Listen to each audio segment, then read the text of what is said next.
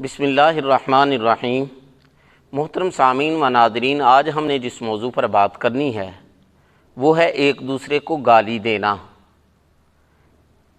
اسلام کے اندر ایک دوسرے کو گالی دینے سے سختی سے منع کیا گیا ہے، کیونکہ ایک دوسرے کو گالی دینا بسا اوقات لڑائی جھگڑے کا باعث بنتا ہے، بلکہ بسا اوقات ایک دوسرے کو گالی دینا، لڑائی جھگڑا تو دور کی بات، قتل و غارت تک جو ہے وہ چلا جاتا ہے۔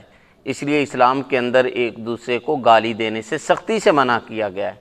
صحیح بخاری صحیح مسلم کی روایت ہے، حضرت عبداللہ ابن مسعود رضی اللہ تعالیٰ عنہ نقل کرتے ہیں، آقا دو جہاں صلی اللہ علیہ وآلہ وسلم نے ارشاد فرمایا، سباب المسلم فسوق، مسلمان کو گالی دینا یہ فسق ہے، بہت بڑا گناہ ہے۔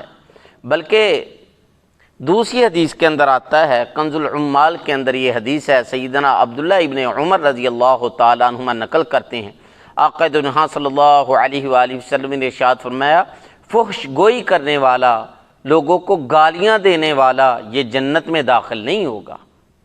اور بلکہ آقا دو جہاں صلی اللہ علیہ وسلم نے ارشاد فرمایا، سنن ترمذی کی روایت ہے کہ مومن کبھی کسی پر لعنت نہیں بھیجتا، مومن کبھی کسی کو طعنہ نہیں دیتا، مومن فحش گوئی نہیں کرتا، مومن بے حیائی کی باتیں نہیں کرتا۔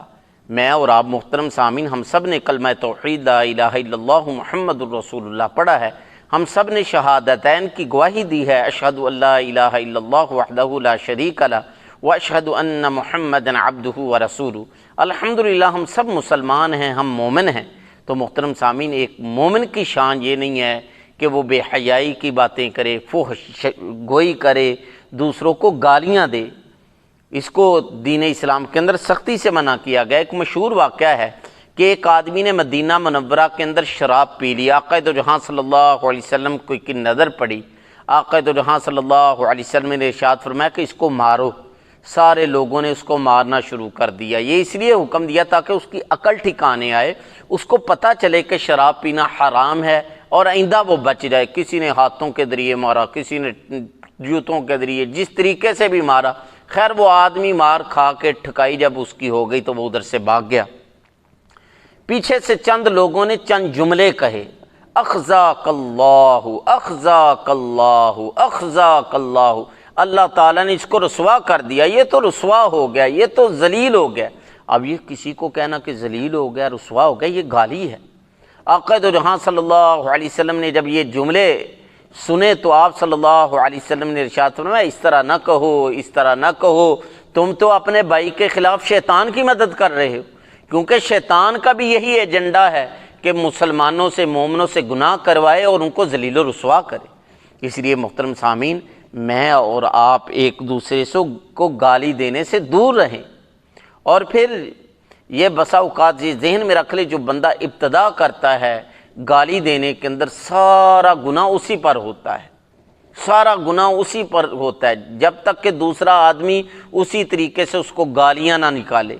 یہ صحیح مسلم کی روایت ہے، آپ صلی اللہ علیہ وسلم نے ارشاد فرمایا، المتصابان ما قال فعل البادی، دونوں گالیاں کرنے والے، لڑنے جھگڑنے والوں میں سے جس نے ابتدا کی ہوگی، ساری چیزوں کا گناہ اسی پر جائے گا، ہاں کہ بعد والا جو ہے وہ حد سے تجاوز نہ کر جائے۔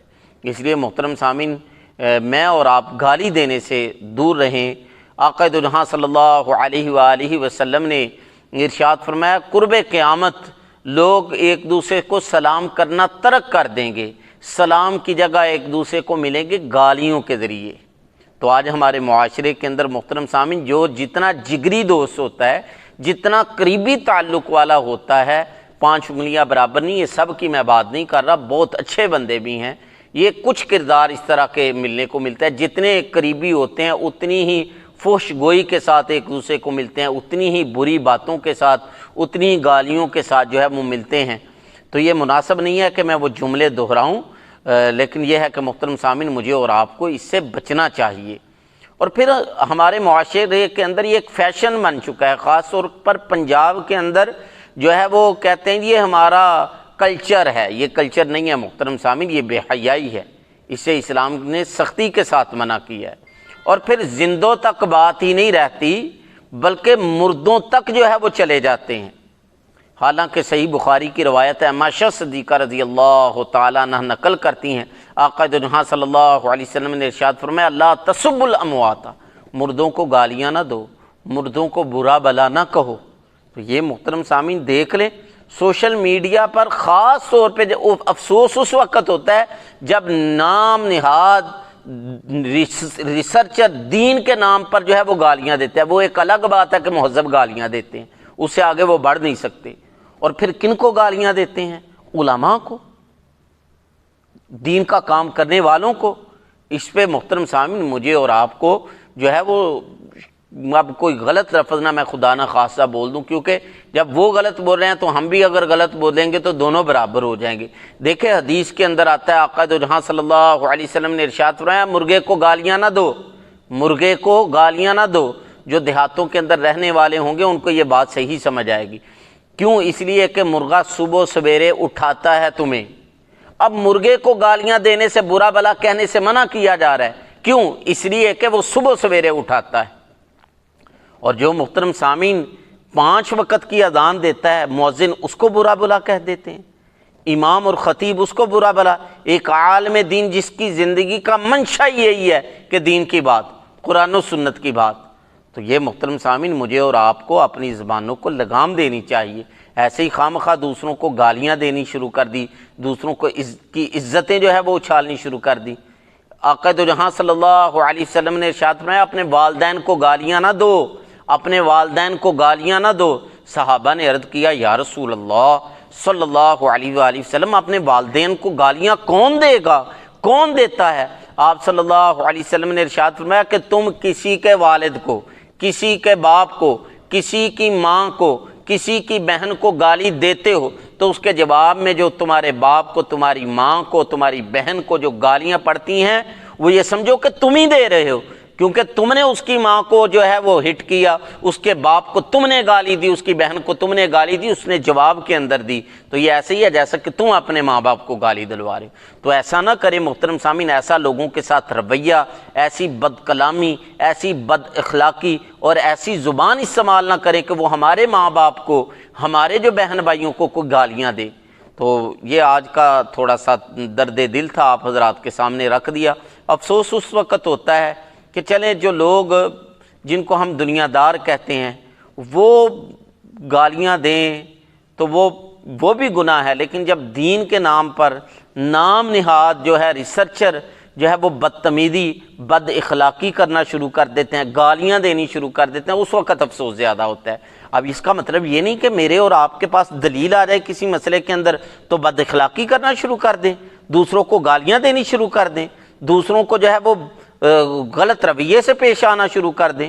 یہ تو ہمارے مسلمان بھائی ہیں، ان کے ساتھ یہ غلط رویہ ہے۔ سورہ انعام پارہ نمبر 7 کے اندر آیت نمبر 108 کے اندر اللہ تعالیٰ نے تو ہمیں حکم دیا ہے غیر مسلموں کو گالیاں نہیں دینی۔ وَلَا تَسُبُّوا الَّذِينَ يَدْعُونَ مِن دُونِ اللَّهِ فَيَسُبُّوا اللَّهَ عَدْوًا بِغَيْرِ علم، کہ ان لوگوں کو گالیاں نہ دو جو رب کو چھوڑ کر اوروں کی عبادت کرتے ہیں، یعنی کافر مشرک ہیں، کیونکہ وہ نہ جانے کے اندر تمہارے سچے رب کو گالیاں دیں گے۔ تو جب کافروں کو گالیاں دینے سے منع کیا گیا تو مسلمانوں کو برا بلا کہنا، مسلمانوں کو گالیاں دینا، یہ کہاں کا اسلام ہے، یہ کہاں کا دین ہے؟ یہ محترم سامعین مجھے اور آپ کو کم از کم چھوڑیں یہ ساری باتیں، کم از کم مجھے اور آپ کو اپنی زبان کی حفاظت کرنی چاہیے۔ اپنے رشتہ دار، اپنے بہن بھائی، اپنے دوست، ان کو کبھی بھی گالی نہ دیں۔ کوئی جاننے والا ہے، نہ جاننے والا ہے، کہیں بھی ہے، کسی بھی درجے کا ہے، بدتمیزی، بد اخلاقی گالیوں کے ساتھ اس کے ساتھ پیش نہ آئیں۔ اللہ تعالیٰ سے دعا ہے اللہ تعالیٰ مجھے اور آپ کو بد اخلاقی سے، بد زبانی سے اور گالیوں سے بچا کر رکھے۔ وآخر دعوانا ان الحمد للہ رب العالمین۔